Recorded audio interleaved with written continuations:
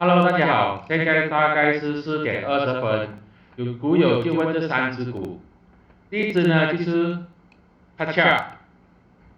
我们来看一下它的图，它就在这个支撑筹码主力线、蓝色线跟紫色线有个支撑就弹上去了，正在要挑战这一个套牢盘0.425，不要认为不要随便去追，因为它之前这边呢都是有很多这个长上影线，代表卖压很大，这只股看起来有机会回到0.37的时候，再考虑要不要进场。它的底部筹码很雄厚，所以才是有机会继续往上涨的。但是这个长上影线呢，卖压很大呢，是一个不好的因素，所以不要随便追高。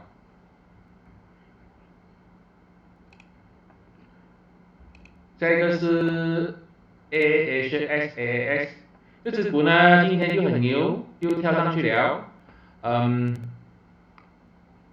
我只是想说，这只股从来没有给过股息，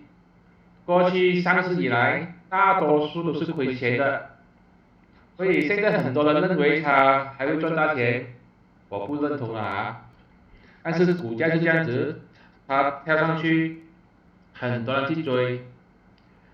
你敢追的话，有机会赢钱。今天很幸运的给你追到，这样就祝你，这样就说你很幸运啦。那以后有没有这么幸运呢？就不知道。我们看一下它的技术图，它的这个第一个支撑呢，就是它这个前高的这个支撑2.15，然后下一个支撑呢就是这个筹码峰的支撑1.90，这个时候不要去追，看一下有没有机会回到1.90的时候再考虑要不要进场。这只股啊，它跌得很大，懂得买也要懂得卖，这个是我的看法。MBSB 之前我说要等它回调，现在回调了又弹上去，但是它支撑就不是很漂亮，因为它的这个指数线呢0.785呢，还是压住它现在股价0.78，所以也要等它突破这个0.785的时候再考虑要不要进场。它更高的就是这个52周新高0.825，个人认为只有它突破0.825的时候突破了才进场吧，